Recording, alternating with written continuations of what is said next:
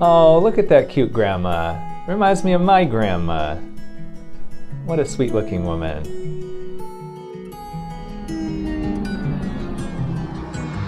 What did they do to grandma? Oh my god, ew, David! Ew, David. This cream has 92% snail secretion and we're gonna test it out.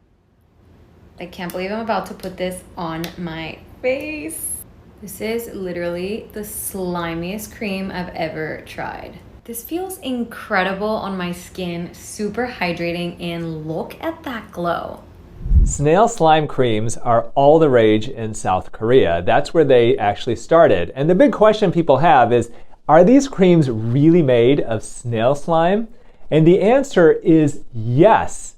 They actually will take these dark rooms, they'll have snails that basically just kind of crawl or slither along the ground, and there are people who will actually scoop up the slime behind them to use for creams like this. Now, these creams are actually very hydrating and they're filled with lots of goodies that are good for your skin, including antioxidants and healthy fats. So snail slime cream is actually good for your skin, as gross as it may sound like.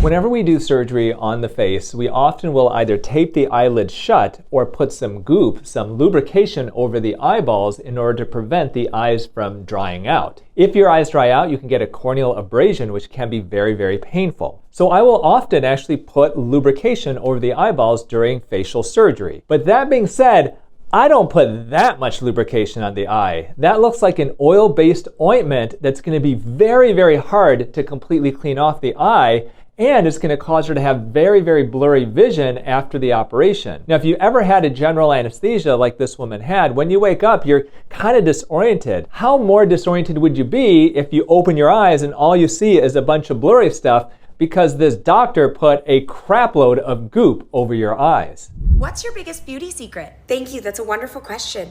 You know, I think the secret to beauty is confidence. When you walk into a room confidently, you're gonna be the most beautiful one in there. You gotta be I love Hailey Bailey. She's got some of the best takes on TikTok. And I cannot tell you how many celebrities have said this exact same thing. Oh, the reason why they look so good, it's confidence, or it's drinking a lot of water, or it's using olive oil on their skin.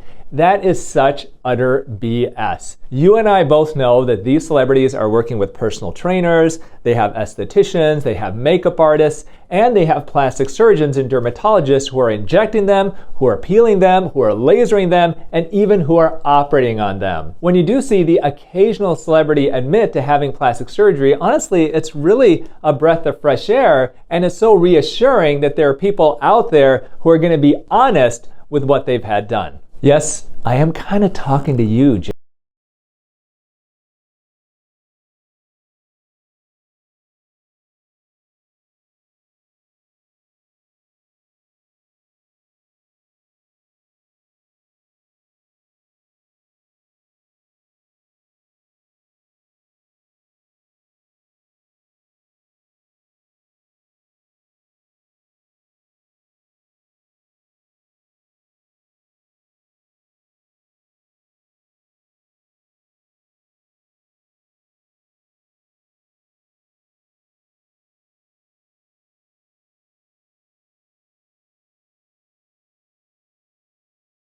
Bro really started this video looking like a Carnival Funhouse version of Spock after he had all this surgery. Now, as you can see, after a good 6 months, these results really did settle down for him quite a bit. Thank God, because he looked terrible starting out. Now, this is not my style because he does look so different than what I guess he probably started off looking like. There is a lot of surgery that he had done. Obviously, he looked very odd and strange initially. I always want to first start by saying that if he's happy with his results, then that's the most important thing. All the more power to him. No shade whatsoever from me to him. But what plastic surgeons do operations that are this drastic? I know I don't. I know the doctors that I've trained with don't.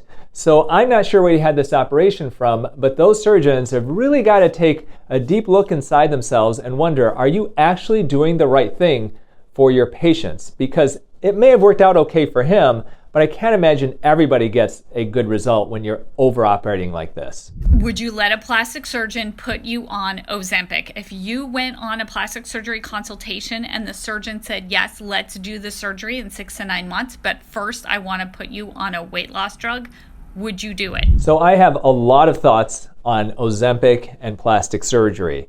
I see, and I tell you, it drives me nuts, so many plastic surgeons advertising Ozempic or their compounded version of Ozempic, otherwise known as semaglutide, and they're advertising it on social media as essentially a way for people to lose weight quickly. I have nothing against Ozempic. I think it's a great medication and other similar medications for people who have major weight issues, who've got diabetes. But my issue is with plastic surgeons who are adding this to their practice as a quick way for them to make some money. As plastic surgeons, we in general are not experts with weight loss. And if you're going to treat somebody with Ozempic or any of the other similar medications, you need to know all about weight issues. You need to know why people have excess weight. You need to know about diet and nutrition, lifestyle factors, and you need to be able to treat them for a lifetime for these types of things. Now, this reminds me many years ago where some plastic surgeons were advertising a gastric balloon and trying to sell these gastric balloons to their patients because it was a quick way for them to make money. And I feel like that's the case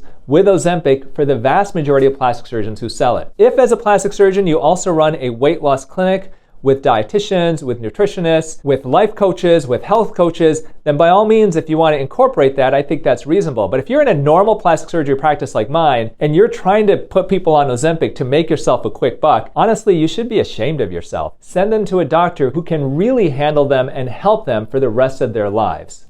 You see this right here? This right here? This is Botox. This is Botox that you make at home. That's not Botox. And the best part? It's 2 ingredients. Flax seeds and water. Flax seeds and water. Just get her in there. It's natural. It's okay. I just can't fake it how much I love it. And just put it in your hair. This is a natural shampoo as well. It's freaking amazing.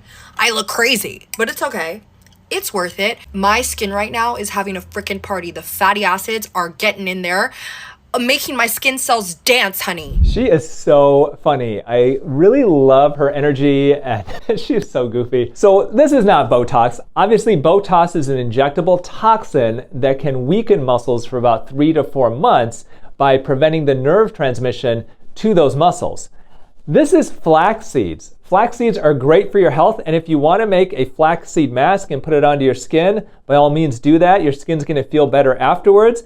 But honestly, instead of doing that, there are some great skincare products out there. That would be a much easier way to infuse your skin with antioxidants and healthy fats versus making a flaxseed mess all over your face. Now, you may not know this, but I have my own skincare line, Youn Beauty, that's made with natural and organic ingredients. It's cruelty-free, and we have a complete line of skincare products and supplements at younbeauty.com. Check it out after you watch this video.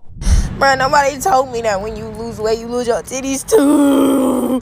I thought the titty mass was different than the fat on my body. Somebody please tell me how to get my damn titties back. Somebody's got to tell her how to get her damn what's back. Now, when I trained out in Beverly Hills, my mentor used to use that word all the time, and he would talk to his patients and ask them about how their TITTIES were doing. And it just, as somebody who grew up in a small town in the middle of Michigan, it shocked me that a real doctor was talking to his patients about her TITTIES. I still can't say it on this video. I just can't. Now, breasts are made up mainly of 2 things. They're made up of fat and glandular tissue. Glandular tissue of the breast is the part of the breast that will create milk, that can be real firm and keep its shape when you're younger. But the other part of the breast is fat that has no shape to it. When you lose weight, you don't necessarily lose that glandular tissue, but you can lose the fat. And that fat, as it shrinks down, can cause the breast to get smaller. So the question then is, how much smaller will your breast get if you lose weight? Well, that really depends on how much weight you lose and how much of your breast is fat versus glandular tissue. If it's mainly fat, then you're going to have more of a change with weight loss. If it's mainly glandular tissue, then you'll have a little bit less of a change with weight loss.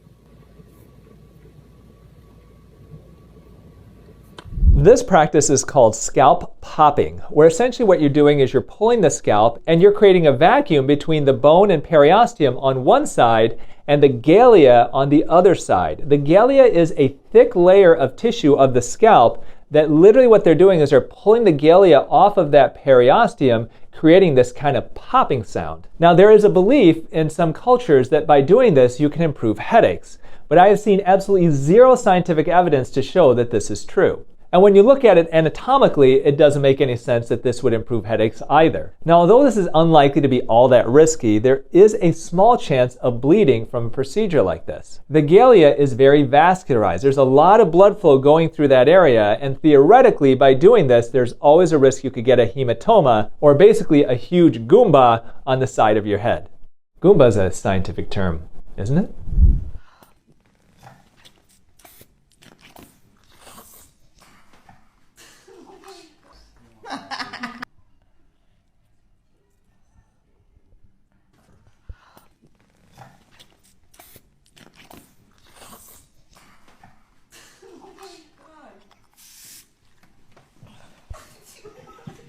Okay, so I go to a chiropractor occasionally and I get my back cracked and I feel like I'm more aligned and my back feels better afterwards. I have friends of mine who are chiropractors who are great with the back and they know a lot about nutrition and overall natural health. But there are these chiropractors who are on TikTok and on Reels and they're doing just the most bizarre things. Like you're taking some type of a balloon and you're filling it up in the back of her throat, and what is the point of this? Well, I think that there are a lot of chiropractors who have a lot of good things to give to the overall community of healthcare. There are people like this person that I just don't get. How do people sign up for these types of things and how do they stay in practice?